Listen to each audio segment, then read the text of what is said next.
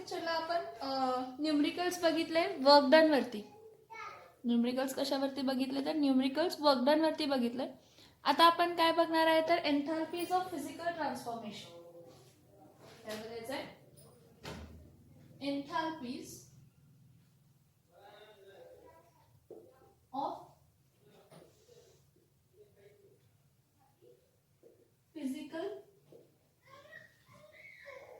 transformation. Now, when we are talking about the enthalpies of physical transformation, आपण mainly दोन part मध्ये त्याला divide करतो. Enthalpies during phase transitions and enthalpies during atomic changes, म्हणजे molecular transitions. मग सगळ्यात पहिला आपण काय बघूया? Enthalpies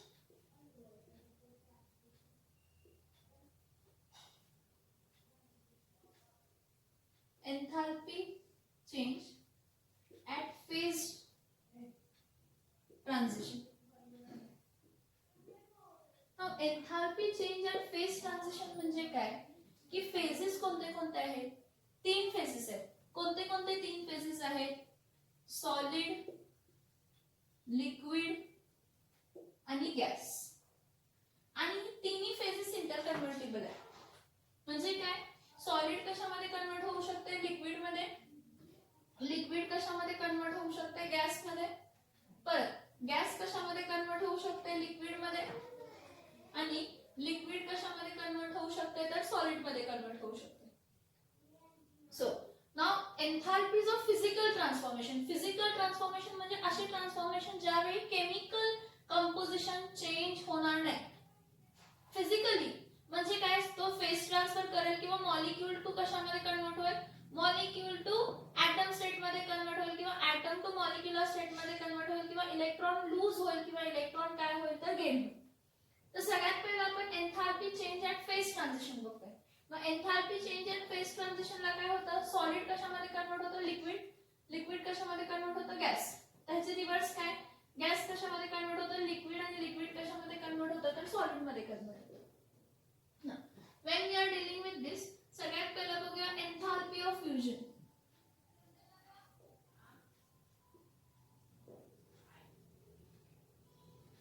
आता एन्थाल्पी ऑफ फ्युजन कसं देतो? Delta HFUS.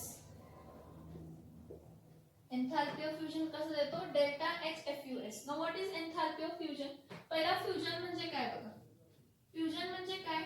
Fusion means when solid substance gets converted into liquid.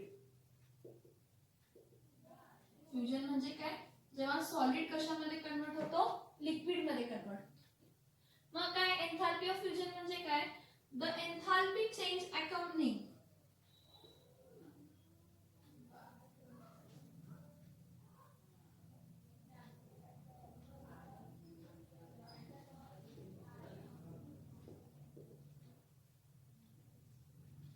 when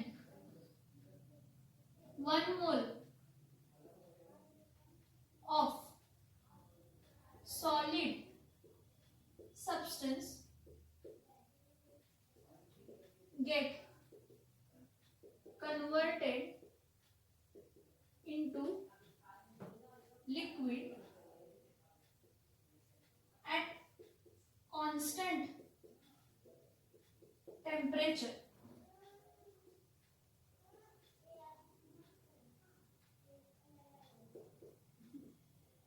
and without changing pressure. At constant temperature and without changing pressure. आता हे दोघांचं मीनिंग विदाउट चेंजिंग प्रेशर म्हणजे constant temperature and pressure. The enthalpy change accompanying when 1 mole of a solid substance get converted into liquid at a constant temperature and without changing pressure is called what? Is called the enthalpy of fusion. ह्याला आपण काय म्हणतो तर enthalpy of fusion. आणि enthalpy of fusion related कसा असतो? Delta HFUS related असतो. Enthalpy of fusion कसा रिलेटेड असतो तर delta HFUS. Enthalpy of fusion कसा रिलेटेड असतो तर डेल्टा HFUS हा असा रिलेटेड असतो. आता कन्सिडर करा एन्थाल्पी ऑफ फ्युजन साठी की पर्टिक्युलरली आईस आहे. आईस कशामध्ये कन्वर्ट होतोय? आईस वॉटर मध्ये कन्वर्ट होतोय. म्हणजे काय? तर H2O कोणत्या स्टेट मध्ये आहे? सॉलिड स्टेट मध्ये आहे. तर H2O कोणत्या स्टेट मध्ये कन्वर्ट होतंय? तर लिक्विड. तर जेव्हा H2O solid to liquid state मध्ये कन्वर्ट होते त्यावेळी delta H fusion is equals to काय असते? 6.01 किलोजूल पर मोल. म्हणजे 1 mole of solid 1 mole of liquid water मध्ये 1 mole of solid water convert होण्यासाठी 1 मोल ऑफ लिक्विड वॉटर मध्ये फ्युजन म्हणजे हीट किती लागली? तर 6.01 किलोजूल पर मोल. फेज चेंज करण्यासाठी कशात? तर सॉलिड टू लिक्विड मध्ये. कशामध्ये? तर सॉलिड टू लिक्विड मध्ये कन्वर्ट करण्यासाठी H2O सॉलिड ला H2O लिक्विड मध्ये कन्वर्ट करण्यासाठी डेल्टा H फ्युजन किती लागतो? तर 6.01 किलोजूल पर मोल. समजतंय का? बघा, the enthalpy change at phase transition. Phase transition म्हणजे फेज चेंज होतात. आपल्याला माहित आहे की सॉलिड फेज लिक्विड मध्ये कन्वर्ट होते, लिक्विड गॅस. त्याचं उलट गॅस लिक्विड मध्ये होते, लिक्विड कशामध्ये होते? सॉलिड मध्ये होते. मग एन्थाल्पी ऑफ फ्युजन मध्ये काय? सॉलिड कशामध्ये कन्वर्ट होते? लिक्विड मध्ये. So the enthalpy change accompanying when 1 mole of solid substance 1 mole of solid substance कशामध्ये कन्वर्ट होतो? लिक्विड मध्ये at constant temperature and without changing pressure. Temperature constant ठेवायचा आणि प्रेशर ही कॉन्स्टंट ठेवायचं. त्यावेळी जो काही एन्थाल्पी चेंज आहे त्याला एन्थाल्पी ऑफ फ्युजन म्हणतो. आणि कधीही लक्षात घ्या की सॉलिड टू लिक्विड करण्यासाठी हीट ऍब्सॉर्ब करावी लागणार आहे. सॉलिड टू लिक्विड मध्ये कन्वर्ट होण्यासाठी हीट काय करावी लागणार आहे? ऍब्सॉर्ब करावी लागणार आहे. आणि जर हीट ऍब्सॉर्ब करावी लागत असेल, हीट ऍब्सॉर्ब करावी लागत असेल तर डेल्टा H फ्युजन काय असणार आहे? पॉझिटिव्ह. म्हणजे एन्थाल्पी ऑफ फ्युजन ही कायम काय असणार आहे? पॉझिटिव्ह असणार आहे. कारण सॉलिड टू लिक्विड कन्वर्ट करण्यासाठी हीट ऍब्सॉर्ब करावी लागणार आहे. म्हणजे जी काही हीट रिक्वायर्ड आहे ती हीट फक्त फेज चेंजला रिक्वायर्ड आहे. त्यामुळे त्यावेळी प्रेशर आणि टेम्परेचर चेंज होत नाही. आता the reverse of enthalpy, the reverse of fusion, the reverse of fusion is freezing. The reverse of fusion is what? Freezing. मग काय आहे? Enthalpy of freezing.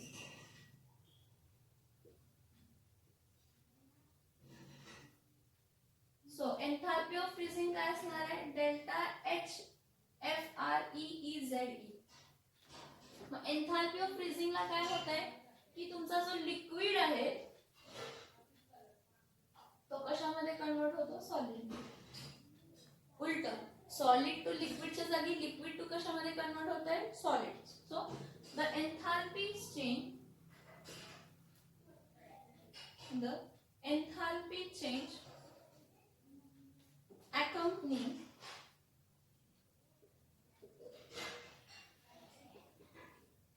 the enthalpy change accompanying when 1 mole of liquid, when 1 mole of liquid gets converted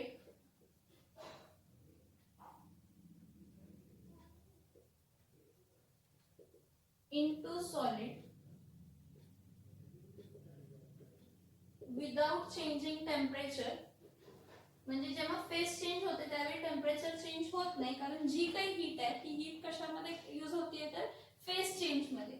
so the enthalpy change accompanying when 1 mole of liquid get converted into solid without changing temperature and at constant pressure. And at what? Constant pressure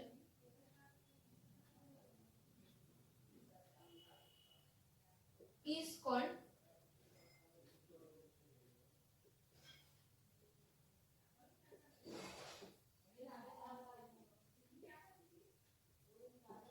enthalpy of freezing. Is called what? Enthalpy of freezing. बघा, enthalpy of freezing काय आहे? Delta H freeze. So liquid कशामध्ये convert झाला? Solid. जसं solid liquid मध्ये convert होतो त्याचा opposite काय आहे? लिक्विड कशामध्ये कन्वर्ट होतो? Solid. The enthalpy change accompanying when 1 mole of liquid gets converted into solid. 1 mole of liquid कशामध्ये कन्वर्ट झाला? सॉलिड मध्ये without changing temperature and at constant pressure is called enthalpy of freezing. तर enthalpy of freezing मध्ये काय consider करूया, H2O एक मोल जो लिक्विड मध्ये होता तो कोणत्या स्टेट मध्ये कन्वर्ट झाला, H2O सॉलिड मध्ये. यावेळी जी एन्थाल्पी ऑफ फ्रीजिंग असणार आहे ती किती असणार आहे, प्लस मध्ये येणार आहे का मायनस मध्ये येणार आहे, मायनस मध्ये येणार. एन्थाल्पी ऑफ फ्रीजिंग कशामध्ये येणार आहे, मायनस मध्ये येणार आहे. हे बघा, एक मोल ऑफ सॉलिड लिक्विड मध्ये कन्वर्ट करण्यासाठी प्लस 6.01 किलोजूल पर मोल इतकी एनर्जी लागते. ह्याचं रिव्हर्स प्लस तर कशामध्ये होणार आहे, मायनस. कारण सॉलिडचं कन्वर्जन लिक्विड, त्याचं उलट आहे लिक्विडचं कन्वर्जन सॉलिड. म्हणजे व्हॅल्यू मॅग्निट्यूड इक्वल राहणार पण फक्त काय होणार आहे, चेंज होणार आहे. So delta H freezing is equals to minus 6.01 kilojoule per mole. That is enthalpy change at phase transition. So काय म्हटलं, enthalpy change at phase transition काय, सॉलिड कशामध्ये कन्वर्ट होतो, लिक्विड कशामध्ये कन्वर्ट होत असतं तर गॅस. तर पहिला आपण एन्थाल्पी बघतोय ते सॉलिड आणि लिक्विड ट्रान्झिशनची. सगळ्यात पहिला बघितली enthalpy of fusion. Enthalpy of fusion मध्ये सॉलिड कशामध्ये कन्वर्ट झाला तर लिक्विड मध्ये कन्वर्ट झाला. सो द एन्थाल्पी चेंज अकॉम्पनिंग, अशी वेळी किती एन्थाल्पी चेंज झाली, एक मोल ऑफ सॉलिड एक मोल ऑफ लिक्विड कन्वर्ट होण्यासाठी. आणि जेव्हा सॉलिड लिक्विड मध्ये कन्वर्ट होतोय त्यावेळी टेम्परेचर आणि प्रेशर कॉन्स्टंट ठेवतो. कारण का जी काही हीट येते ती हीट कशामध्ये वापरली जाते, सॉलिडला लिक्विड मध्ये कन्वर्ट करण्यासाठी. म्हणून आपण म्हटलं the enthalpy change accompanying when one mole of solid substance get converted into liquid at constant temperature and without changing pressure is called as enthalpy of what, fusion. So H2O solid state मधला कशामध्ये convert झाला तर H2O liquid state मध्ये convert झाला. So delta H fusion is equals to किती आला तर 6.01 kilojoule per molar. The reverse of fusion is freezing. Fusion चा reverse काय आहे तर freezing आहे. So enthalpy of freezing delta H freezing काय आहे, liquid to solid. So the enthalpy change accompanying when one mole of liquid gets converted into solid without changing temperature and at constant pressure is called as enthalpy of freezing. That is H2O liquid gets converted into H2O solid. So delta H freezing is minus 6.01 kilojoule per mole. समजते का बघा, समजते का बघा.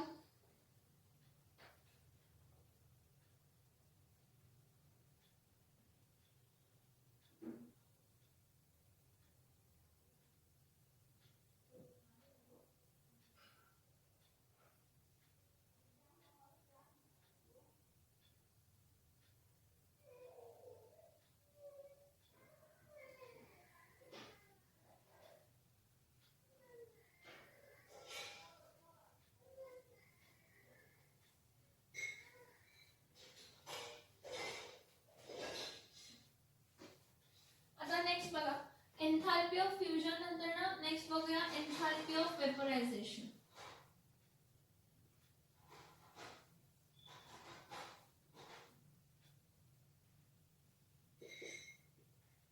Delta H vaporisation.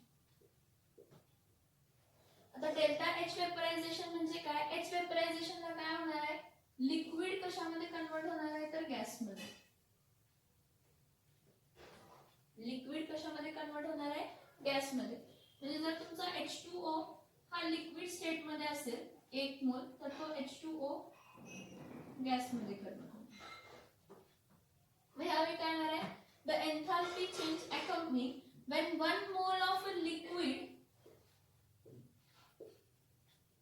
when one mole of liquid gets converted, when one mole of liquid gets converted into gas at constant temperature and without changing pressure. म्हणजे जेव्हा temperature आणि pressure काय आहे, कॉन्स्टंट आहे, it is called as enthalpy of vaporisation. याला आपण काय म्हणतो तर एन्थाल्पी ऑफ वेपरायझेशन. बघा, the enthalpy change accompanying when one mole of liquid gets converted into gas at constant temperature and without changing pressure is called as enthalpy of what, vaporization. Vapour state मध्ये झाला, H2O liquid state मध्ये जो होता तो H2O gaseous state मध्ये convert झाला. आता बघा, at 100 degree Celsius and 1 atmospheric pressure जेव्हा 100 डिग्री सेल्सिअस असतं आणि प्रेशर 1 ॲटमॉस्फिअर असतं त्यावेळी delta H is equals to किती असतं तर 40 किलोजूल असतं. किती असतं 40 किलोजूल पर मोल असतं. आणि जेव्हा ॲट कॉन्स्टंट प्रेशर किती 25 डिग्री सेल्सिअस आणि 1 atmospheric pressure delta H is equals to काय असणार आहे 44.1 किलोजूल काय येणार आहे पर मोल. लक्षात येते का बघा. Enthalpy of vaporisation. वेपरायझेशन म्हणजे काय लिक्विड कशामध्ये कन्वर्ट झाला गॅसमध्ये. So H2O liquid to H2O gas म्हणजे लिक्विड गॅसमध्ये कन्वर्ट होण्यासाठी जे काही हीट एनर्जी आहे ती फक्त फेज चेंज मध्ये वापरली जाते. त्यामुळे टेम्परेचर आणि प्रेशर काय होत नाहीये चेंज होत नाहीये. So the enthalpy change accompanying when 1 mole of liquid gets converted into gas at constant temperature and without changing pressure or at constant temperature and pressure is called as enthalpy of vaporization. त्याला आपण काय म्हणतो तर enthalpy of काय म्हणतो vaporisation. आता vaporisation आहे म्हणजे परत हीट द्यावी लागणार आहे लिक्विडला कशामध्ये कन्वर्ट करण्यासाठी गॅसमध्ये कन्वर्ट करण्यासाठी. मग लिक्विडला गॅस मध्ये कन्वर्ट करण्यासाठी हीट द्यावी लागते म्हणजे हा एन्थाल्पी काय असणार आहे पॉझिटिव्ह. हे बघा 100 डिग्री सेल्सिअसला एन्थाल्पी किती आहे 40 kilojoule per mole. 25 degree Celsius 1 atmospheric प्रेशरला एन्थाल्पी चेंज किती आहे तर 44.1 किलोजूल पर मोल. 44.1 किलोजूल काय आहे तर per mole. Now enthalpy of vaporization. जसं enthalpy of vaporization the reverse of vaporization is condensation.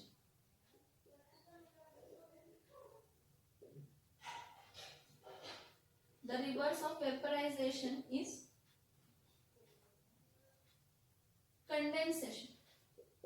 Vaporization चा उलट काय असतं तर कंडेन्सेशन. आणि मग त्याला आपण काय म्हणतो enthalpy of condensation. Enthalpy of condensation साठी काय येणार आहे डेल्टा एच. इथे काय येणार आहे कंडेन्सेशन. एन्थाल्पी ऑफ कंडेन्सेशन साठी काय येणार आहे डेल्टा एच. इथे काय येणार आहे तर कंडेन्सेशन. यामध्ये काय होणार आहे कन्सिडर करा की जो H2O गॅस मध्ये आहे तो H2O कशामध्ये कन्वर्ट होतो तर लिक्विड स्टेट मध्ये. मग जर H2O गॅस स्टेट मध्ये आहे आणि लिक्विड स्टेट मध्ये कन्वर्ट होतोय तर ॲट 100 डिग्री सेल्सिअस हे काय होणार आहे जे प्लस मध्ये व्हॅल्यू होती ती काय होणार आहे मायनस मध्ये. मग डेल्टा एच कंडेन्सेशन किती येणार delta H condensation is equals to काय येणार आहे -40 किलोजूल पर मोल येणार. किंवा at 25 degree Celsius delta H condensation is equals to काय येणार आहे -44.1 किलोजूल पर मोल. रिव्हर्स ऑफ वेपोरायझेशनला आपण कंडेन्सेशन म्हणतो. So enthalpy of condensation is delta H condensation.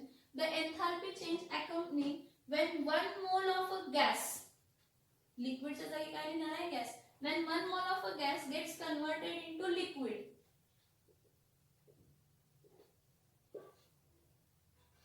without changing temperature. Temperature change करायचा नाही आणि प्रेशर काय ठेवायचा कॉन्स्टंट ठेवायचा. It is called as enthalpy of vaporization.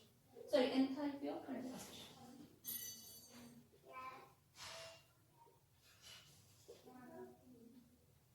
बघा the enthalpy change accompanying when 1 mole of a gas, 1 mole of gas कशामध्ये convert होते liquid मध्ये without changing temperature. Temperature change करायचं नाही and at constant pressure is called as what enthalpy of condensation. So enthalpy of condensation साठी H2O gas कशामध्ये convert होतो H2O liquid मध्ये. So at 100 degree Celsius the enthalpy of condensation is -40 kilojoule per मोल. कारण condensation करतोय म्हणजे गॅसला कशामध्ये convert करतोय लिक्विड मध्ये. जेव्हा गॅसला लिक्विड मध्ये कन्वर्ट होतोय तेव्हा हीट बाहेर द्यावी लागते. हीट ऍब्सॉर्ब करत नाही आपण. त्या केस मध्ये आपण हीट काय करतो बाहेर देतो. हीट बाहेर सोडतो. त्या केस मध्ये आपण हीट काय करतो बाहेर देतो बाहेर सोडतो. त्यामुळे एन्थाल्पी ऑफ कंडेन्सेशन हे मायनस असतं. एन्थाल्पी ऑफ कंडेन्सेशन काय असतं तर मायनस असतं. समजतंय का बघा. What is enthalpy of condensation. So the enthalpy change accompanying when 1 mole of a gas gets converted into liquid without changing temperature and at constant pressure is called as enthalpy of condensation. त्याला आपण काय म्हणतो, enthalpy of काय म्हणतो तर condensation.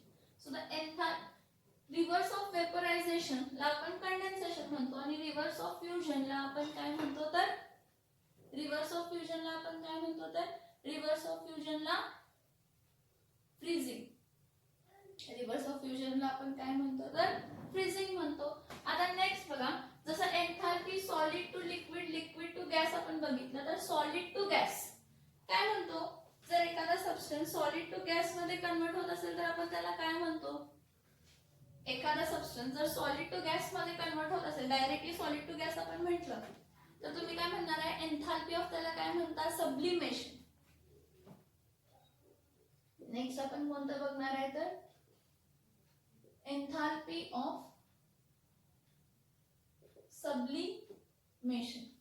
आता enthalpy of sublimation म्हणजे काय, एन्थाल्पी ऑफ सब्लिमेशन म्हणजे सॉलिड डायरेक्टली कोणत्या स्टेट मध्ये कन्वर्ट होत आहे, गॅस मध्ये, किंवा गॅस डायरेक्टली कोणत्या स्टेट मध्ये कन्वर्ट झाली आहे, सॉलिड मध्ये. The direct conversion of a solid into gas state or a direct conversion of a gas into solid state, it is called as sublimation. आणि त्यावेळी जे काय एन्थाल्पी चेंज होईल, म्हणजे त्यावेळी जे काय हीट सिस्टीमची काय होईल, चेंज होईल. म्हणजे पहिला काहीतरी हीट आहे, नंतर ना काहीतरी हीट आहे at constant temperature and pressure. So आपण इथं काय म्हणणार आहे, the enthalpy change, the enthalpy change accompanying when 1 mole of a solid gets converted into gaseous state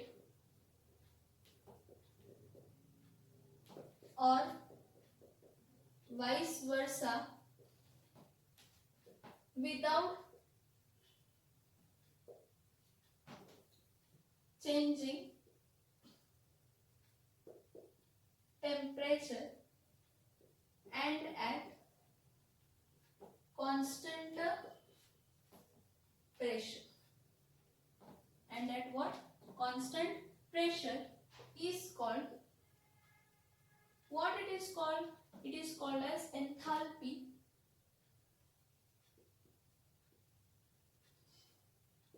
of sublimation.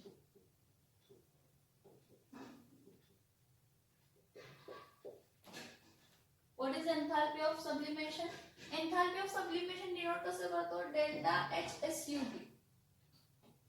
The enthalpy change accompanying when 1 mole of solid gets converted into gaseous state. 1 mole of solid कोणत्या state मध्ये convert होतो, gaseous state मध्ये. The enthalpy change accompanying when 1 mole of solid gets converted into gaseous state or vice versa without changing temperature. Temperature न change करता and at constant pressure. आणि कधी तर at constant pressure is called as enthalpy of sublimation. काय म्हणतो आपण त्याला, enthalpy of sublimation. आता आपण म्हणतो enthalpy of sublimation म्हणजे सॉलिड टू डायरेक्ट गॅस मध्ये कन्वर्ट होणं किंवा गॅस टू डायरेक्टली कशामध्ये कन्वर्ट होणं, सॉलिड स्टेट. पण ऍक्च्युअली enthalpy of sublimation जे आपण म्हणतो ते ऍडिशनच असतं. कशाचं तर सॉलिड टू लिक्विड जेवढी हीट लागते आणि त्यापुढे लिक्विड टू गॅस जी काय पर्टिक्युलरली अमाउंट पर्टिक्युलरली रिएक्शनला लागते. आता कन्सिडर करा, मी काय म्हणते फक्त कन्सिडर करा. काय कन्सिडर करा बघा, आता enthalpy of sublimation for H2O solid to H2O gas, 1 mole of H2O solid to 1 mole of H2O gas consider किती आहे, 51.0 किलो जूल काय आहे पर मोल आहे. ही एन्थाल्पी ऑफ सब्लिमेशन आहे.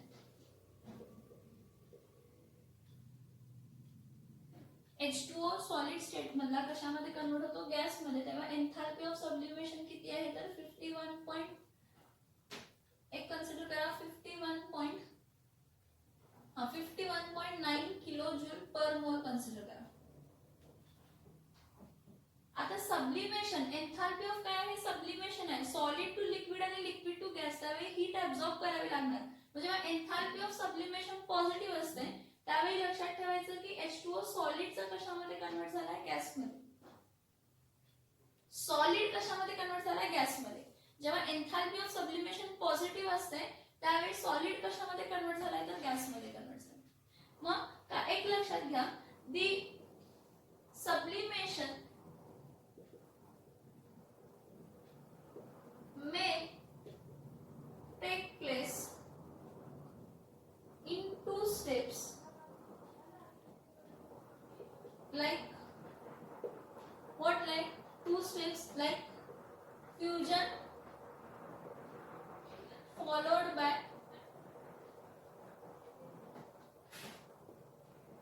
vaporization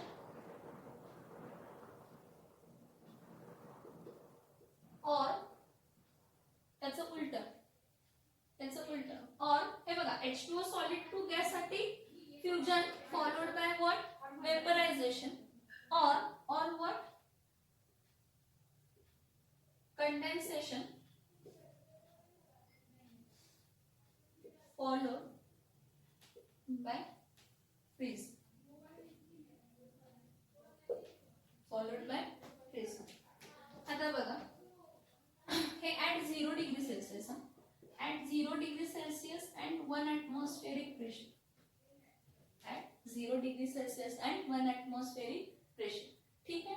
आता मी काय म्हणते, इथं H2O हा सॉलिड स्टेट मध्ये होता, हा H2O कोणत्या स्टेट मध्ये कन्वर्ट होतो तर लिक्विड स्टेट मध्ये. त्यावेळी at 0 degree Celsius enthalpy of काय फ्युजन किती आहे तर 45.9 किलोजूल पर मोल आहे.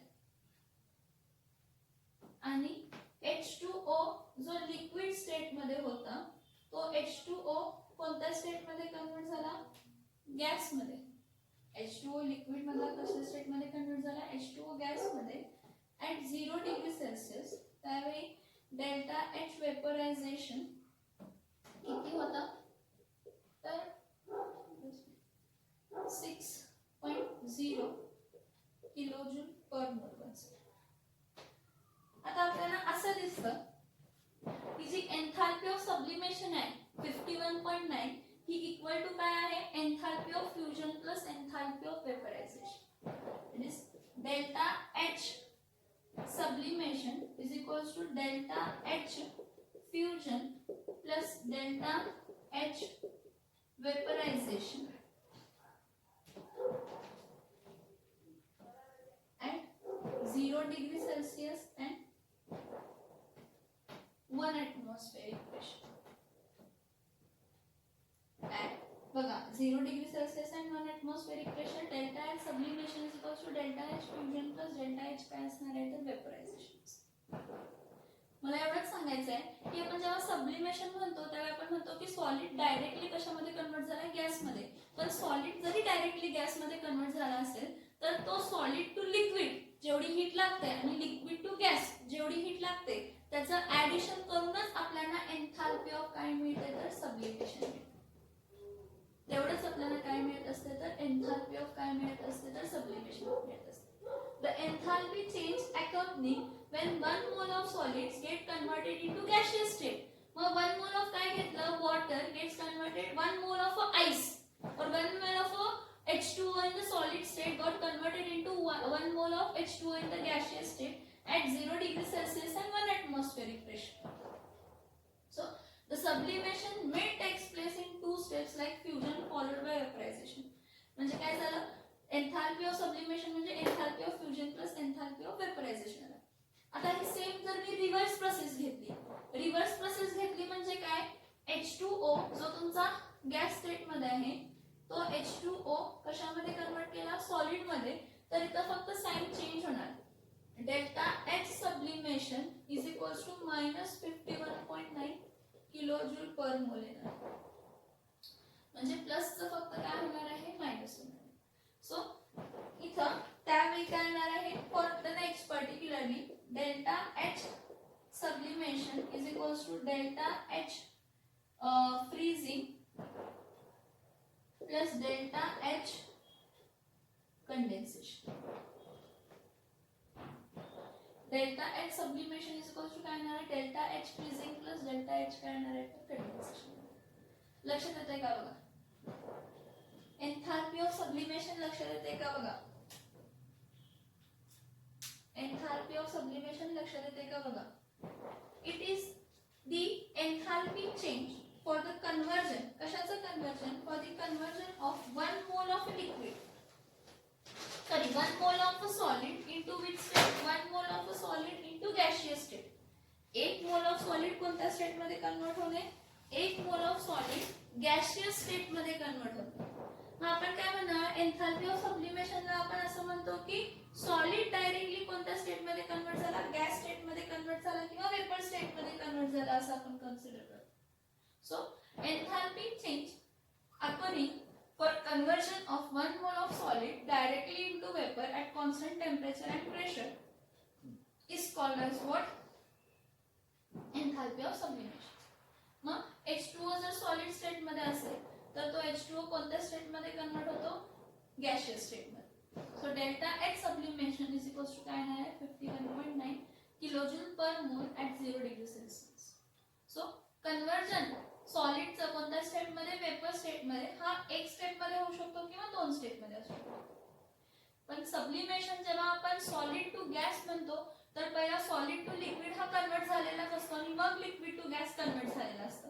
पण हे सगळं घडत असताना इतकं फास्ट घडतं की आपल्याला असं वाटतं की लिक्विड फेज फॉर्म झालेलीच नाही, म्हणून आपण म्हणतो डायरेक्ट कन्वर्जन झाले.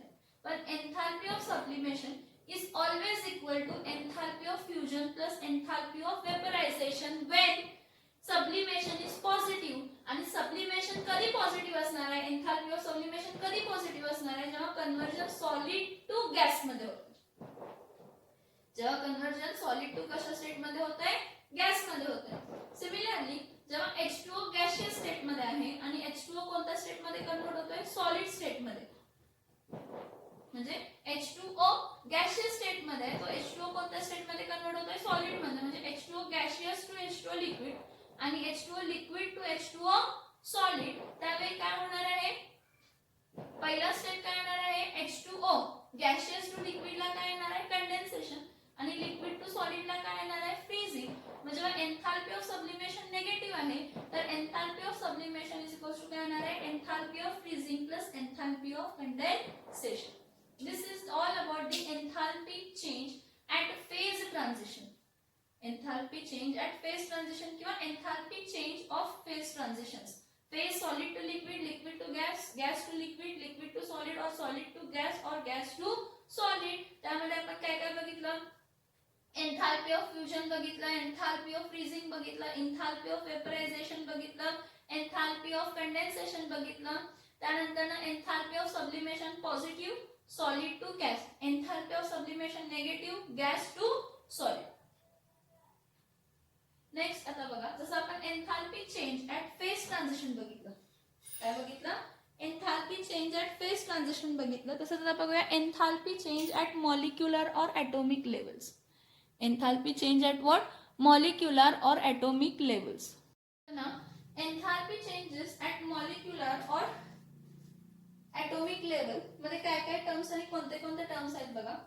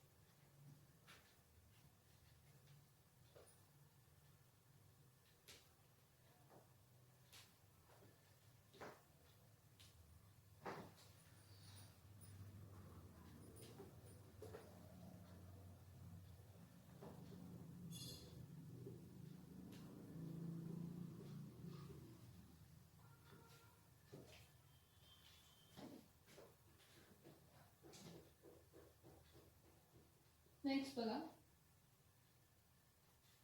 enthalpy change at atomic or molecular level. Enthalpy change at atomic और मॉलिक्युलर लेवल. तर एंथैल्पी चेंज एट एटॉमिक और मॉलिक्युलर लेवल मध्ये सगळ्यात पहिला बघूया enthalpy of ionisation.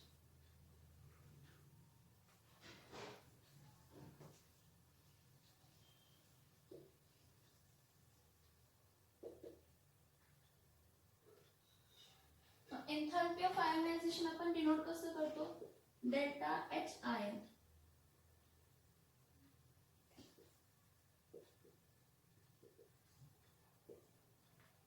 Enthalpy of ionisation आपण कसं डिनोट करतो, तर डेल्टा एच आयन. मग what is enthalpy of ionisation. Actually काय असतं बघा, एक मोल ऑफ एनी मेटल घ्या, 1 mole of any metal in the gaseous state that gets converted into ion and it loses 1 electron. So when a particular metal atom got converted into ion by losing an electron, it lost an electron and it formed the ion. This is nothing but ionization. Whatever amount of energy is required to remove an electron from a gaseous atom is called as enthalpy of ionization. त्याला आपण काय म्हणतो, एन्थॅल्पी of काय म्हणतो तर ionisation. आणि electron जर remove करायचा असेल आउटर मोस्ट शेल मधून तर एनर्जी द्यावी लागते. त्यामुळे डेल्टा एच आयोनायझेशन हे कायम पॉझिटिव्ह असते. डेल्टा एच आयोनायझेशन हे काय असतं positive. So when 1 mole of gaseous, when electron is removed from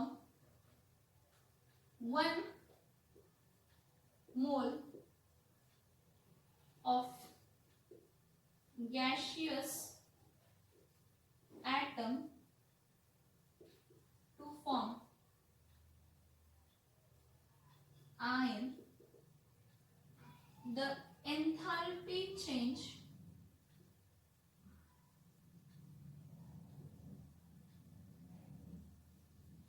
accompanying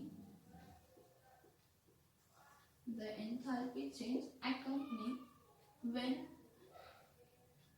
electron is removed from 1 mole of gaseous atom is called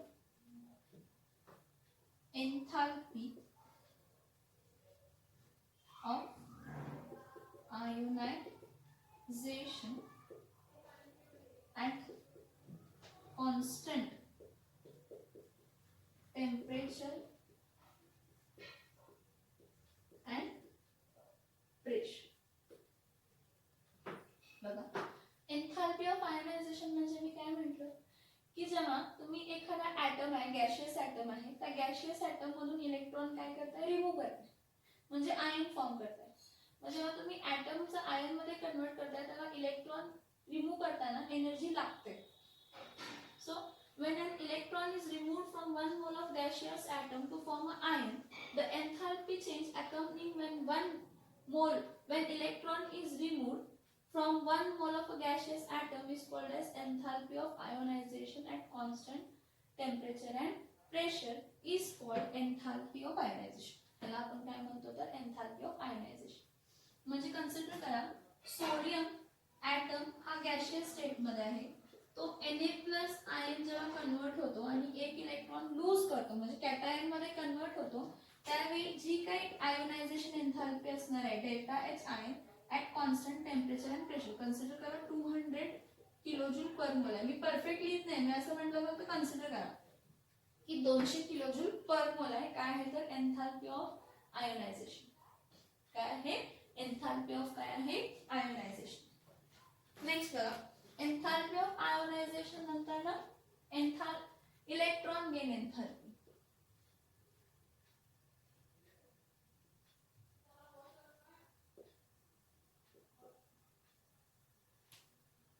आता इलेक्ट्रॉन गेन एन्थाल्पी कसं देतो, delta H is. Electron gain enthalpy कसं सांगतो, delta H is.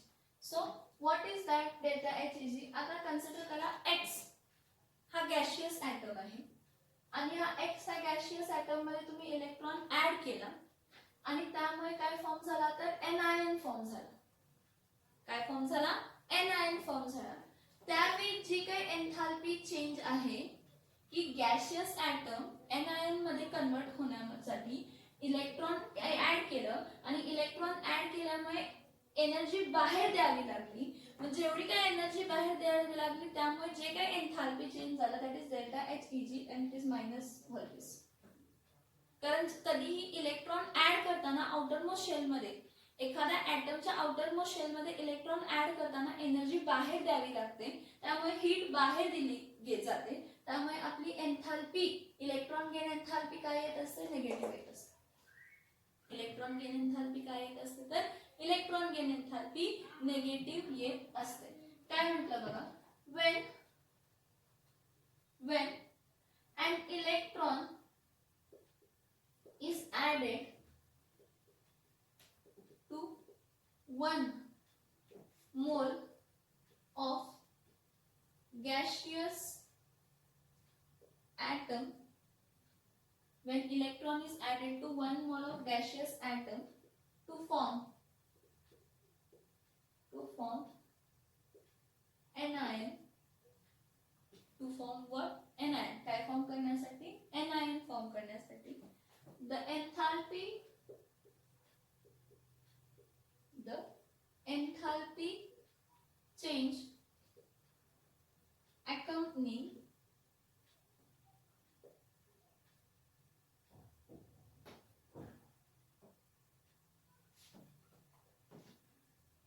enthalpy change accompanying at constant temperature and pressure, at constant temperature and what, pressure, is called what, is called electron gain enthalpy. काय बघा, when an electron is added to 1 mole of gaseous atom, the enthalpy change accompanying at constant temperature and pressure is called as electron gain enthalpy. म्हणजे तुम्ही 1 mole of gaseous atom मध्ये जेव्हा electron add करता, 1 mole of इलेक्ट्रॉनच add करावा लागणार, मग तो anion मध्ये कन्वर्ट होणार आहे. मग त्यावेळी जी काही एन्थाल्पी चेंज झाली आणि त्यावेळी तुम्ही टेम्परेचर आणि प्रेशर कॉन्स्टंट ठेवलेला, त्याला आपण इलेक्ट्रॉन गेन एन्थाल्पी म्हणतो. कधीही लक्षात घ्या की एखादा गॅशियस ऍटम आहे, न्यूट्रल गॅशियस ऍटम आहे, त्यामध्ये जर तुम्ही इलेक्ट्रॉन ऍड करत असाल तर तुम्हाला कायम हीट बाहेर द्यावी लागते. त्यामुळे इलेक्ट्रॉन गेन एन्थाल्पी ही निगेटिव्ह असते आणि आयोनायझेशन एन्थाल्पी ही पॉझिटिव्ह असते. आयोनायझेशन एन्थाल्पी म्हणजे अशी एन्थाल्पी, म्हणजे अशी heat of the system required to remove an electron from the outermost shell. The amount of energy required to remove an electron from the outermost shell of a gaseous atom is called as enthalpy of ionization. हे आपण periodic table मध्ये definition बघितलेले आहे. मग त्यालाच कसं justify केलं येतं, एन्थाल्पी ऑफ आयोनायझेशन किंवा आयोनायझेशन एन्थाल्पी म्हणजे काय, तर एखादा ऍटम आहे आणि तो गॅशियस स्टेट मध्येच असायला पाहिजे. जर सॉलिड स्टेट मध्ये असेल तर त्याला सब्लिमेशन करून सॉलिड टू कशामध्ये कन्वर्ट करायचं, गॅसमध्ये. सॉलिड टू कशामध्ये कन्वर्ट करायचं, गॅसमध्ये. So enthalpy of ionization that is M, जो काही सबस्टन्स आहे, जो काही ऍटम आहे, गॅशियस ऍटम आहे, न्यूट्रल गॅशियस ऍटम आहे, त्यातून इलेक्ट्रॉन रिमूव्ह केला आणि कॅटायन काय केलं, फॉर्म केलं, त्यावेळी जी काही एन्थाल्पी चेंज झाली आणि त्यावेळी कॉन्स्टंट टेम्परेचर आणि प्रेशर होतं, त्यावेळी जी काही एन्थाल्पी चेंज झाली त्याला आपण काय म्हणतो, enthalpy of ionisation at constant temperature and pressure. Similarly electron gain enthalpy म्हणजे काय की एखादा न्यूट्रल गॅशियस ऍटम आहे, त्यामध्ये तुम्ही इलेक्ट्रॉन ऍड केला, त्यावेळी जी काही एन्थाल्पी चेंज झाली आणि त्यावेळी एन्थाल्पी चेंज म्हणजे सिस्टीमची हीट कमी होते, त्यामुळे एन्थाल्पी चेंज ही निगेटिव्ह येते. So when an electron is added to 1 mole of a gaseous atom to form an ion, the enthalpy change accompanying at constant temperature and pressure is called as electron gain enthalpy. For example, chlorine आहे त्यामध्ये electron add केला तर काय form होणार आहे तर Cl minus aqueous state आणि त्यावेळी काय असणार आहे इलेक्ट्रॉन गेन एंथॅल्पी जे की निगेटिव्ह असणार आहे. इलेक्ट्रॉन गेन एंथॅल्पी काय असणार आहे निगेटिव्ह असणार आहे पॉझिटिव्ह असणार नाही. So enthalpy change accompanying when an electron is removed from 1 mole of gaseous atom is called as enthalpy of ionization, and the enthalpy change accompanying when an electron is added to 1 mole of gas phase atom to form gaseous anion is called as electron gain enthalpy. Electron gain enthalpy काय असते negative असते. Electron gain एंथॅल्पी काय असते negative असते आणि ionisation एंथॅल्पी काय असते तर पॉझिटिव्ह असते. इलेक्ट्रॉन गेन एंथॅल्पी काय असते नेगेटिव्ह असते आणि आयोनायझेशन एंथॅल्पी काय असते पॉझिटिव्ह असते. हे दोन समजले का बघा. आयोनायझेशन मध्ये इलेक्ट्रॉन रिमूव्ह केलं जातं. आयोनायझेशन मध्ये इलेक्ट्रॉन रिमूव्ह केलं जातं आणि इलेक्ट्रॉन गेन मध्ये इलेक्ट्रॉन गेन केलं जातं. शब्दशः अर्थ घ्या त्याचा. शब्दशः त्याचा अर्थ घ्या. शब्दशः त्याचं काय घ्या तर अर्थ घ्या. नेक्स्ट बघा enthalpy of ionization enthalpy of atomization नंतर एंथॅल्पी ऑफ ॲटोमायझेशन बघा.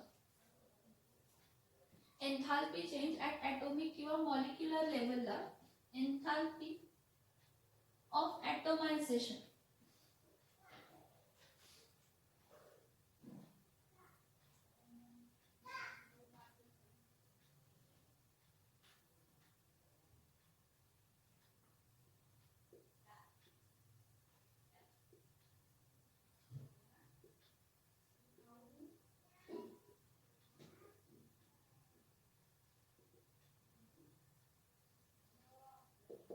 Enthalpy of atomization is denoted by delta H atom.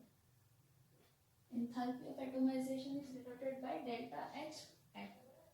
Now what is this enthalpy of atomization? See, enthalpy of atomization म्हणजे काय एखादा मॉलिक्यूल आहे त्या मॉलिक्यूलला कशामध्ये convert करणे item मध्ये कन्वर्ट करणे. त्यावेळी जो काही एंथॅल्पी चेंज होईल at constant temperature and pressure is called as enthalpy of atomization. आणि एंथॅल्पी ऑफ ॲटोमायझेशन ही पॉझिटिव्ह असते कारण क्लोरीन सिंगल बॉन्ड क्लोरीन आहे तर हा बॉन्ड ब्रेक करायला एनर्जी लागणार. एनर्जी लागणार म्हणजे हीट ॲब्झॉर्ब करावी लागणार. त्यामुळे एंथॅल्पी ऑफ ॲटोमायझेशन काय असते पॉझिटिव्ह. तुम्ही म्हणणार एंथॅल्पी आणि हीटचं काय रिलेशन आहे. Actually enthalpy change of a system is also said as heat content of the system म्हटली जाते at constant pressure. Enthalpy change of a system is also stated as heat content of a system at constant pressure. म्हणून मी दरवेळी म्हणते की heat वाढते किंवा heat कमी होते. So the enthalpy change accompanying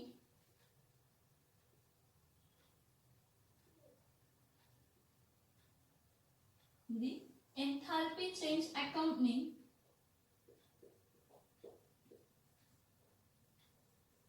when 1 mole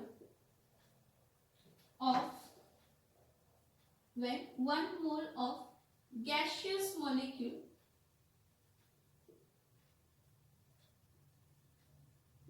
gets converted into atoms at constant temperature and pressure is called enthalpy of atomization. काय म्हटलं बघा. The enthalpy change accompanying when 1 mole of a gaseous molecule. एखादा जो काही substance आहे तो molecule आहे त्या मॉलिक्यूल्सला त्याच्या ॲटम्स मध्ये कन्वर्ट होणं त्यावेळी जो काही एन्थाल्पी चेंज झाला, हीट सिस्टीमची चेंज झाली at constant pressure and temperature is called as enthalpy of atomisation. एक तर मी तुम्हाला एक्झाम्पल दिलंय की क्लोरीन हा मॉलिक्यूल आहे, Cl2 हा मॉलिक्यूल आहे. हा Cl2 मॉलिक्यूल कशामध्ये कन्वर्ट झाला तर ऍटम मध्ये. मग CH4 हा परत मॉलिक्यूल आहे, हा कशामध्ये कन्वर्ट झाला तर कार्बन ऍटम मध्ये आणि 4 हायड्रोजनच्या ऍटम्स मध्ये. आता जेव्हा कधी हे होत असणार आहे त्यावेळी डेल्टा H ऍटम हा कायम काय असणार आहे, पॉझिटिव्ह असणार आहे. डेल्टा H ऍटम हा काय असणार आहे, पॉझिटिव्ह असणार आहे. आता डेल्टा H ऍटम हा का पॉझिटिव्ह असणार आहे तर बॉन्ड ब्रेक करायला मॉलिक्युल्स कसे फॉर्म झाले, कोव्हॅलेंट बॉन्ड्स ना फॉर्म झाले. मग कोव्हॅलेंट बॉन्ड्सना ब्रेक करायला एनर्जी लागणार. कोव्हॅलेंट बॉन्ड्स ब्रेक करायला एनर्जी लागणार. त्यामुळे एन्थाल्पी ऑफ ॲटोमायझेशन ही कायम काय असते, पॉझिटिव्ह असते. एन्थाल्पी ऑफ ॲटोमायझेशन किती असते तर ही कायम पॉझिटिव्ह असते. कन्सिडर करा की पर्टिक्युलरली ह्याची क्लोरीन मॉलिक्युलची मी कन्सिडर करते 242 किलोजूल पर मोल आहे. आणि मिथेनचे हे पण तुम्हाला दिलंय टेक्स्ट बुक मध्ये, चेक करा की 1660 किलोजूल पर मोल आहे, पण पॉझिटिव्ह. कारण मॉलिक्यूलला ॲटम मध्ये कन्वर्ट करत असताना ते जे बॉन्ड्स आहेत कोव्हॅलेंट ते ब्रेक करावे लागतात. मग कोव्हॅलेंट बॉन्ड्स ब्रेक करायला एनर्जी लागते, त्यामुळे एन्थाल्पी चेंज हा कायम पॉझिटिव्ह असतो, नेगेटिव्ह नसतो. हा काय असतो, पॉझिटिव्ह असतो, नेगेटिव्ह नसतो. So the enthalpy change accompanying when one mole of a gaseous molecule is converted into respective atoms is called as enthalpy of atomization. त्याला आपण काय म्हणतो, enthalpy of काय म्हणतो, atomization. समजते का बघा इथपर्यंत, समजते